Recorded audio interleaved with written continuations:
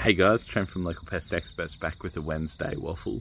I know it's dark, stars are out, dark sky, but I didn't forget today. As a change of course, I actually planned to do a late one today. So I wanted to talk about armyworm, and armyworm are much more prolific after dark, and the moths associated with armyworm specifically. So I thought I'd wait until it's dark to talk about them.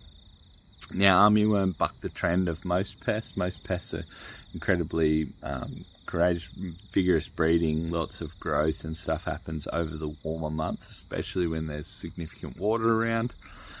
They are conditions that are favourable to growth. So all insects sort of have what we call a juvenile hormone, and that's what sort of regulates their growth and their reproductive cycles.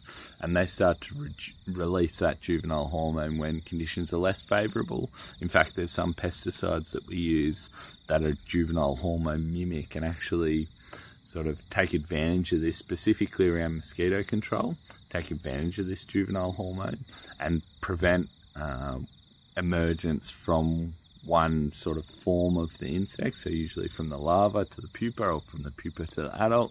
It will actually prevent that emergence or that significant change. But one pest that bucks that process a little bit and seems to get much more prolific at this time of year is armyworm. So armyworm are laying lots of eggs are hatching, the worm itself is doing a lot of feeding. And on ornamental lawns, so lawns around houses that are just there to look good, don't necessarily feed anything, the damage can be quite significant. So we're actually at my place right now, and I'll turn the camera around. So this is a good way to tell. Like if you come home, obviously your headlights shine across the lawn.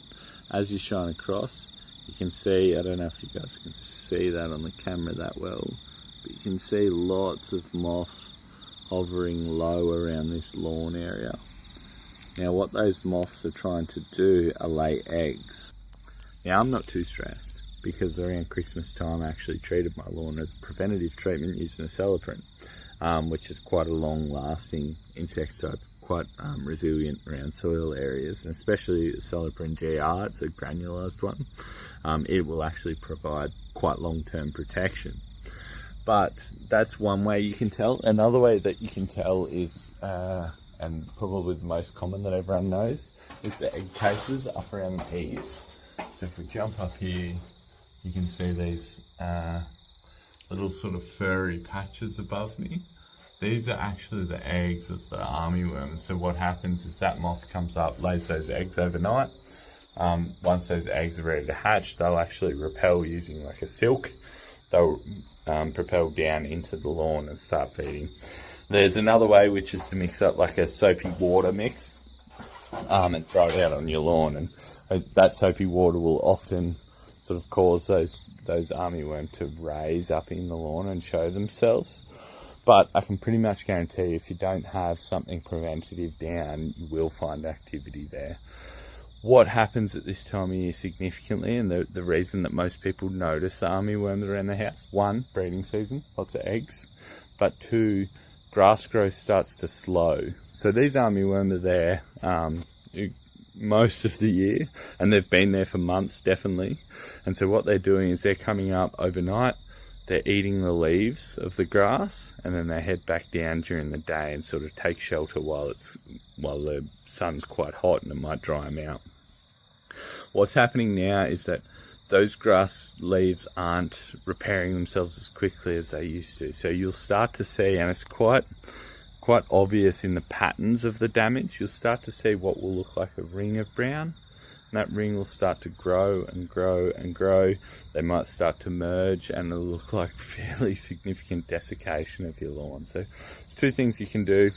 You can treat it proactively. So if you're going to be doing it proactively, a celloprint is certainly the product to be using. It's much more resilient in soils, gives much longer term protection.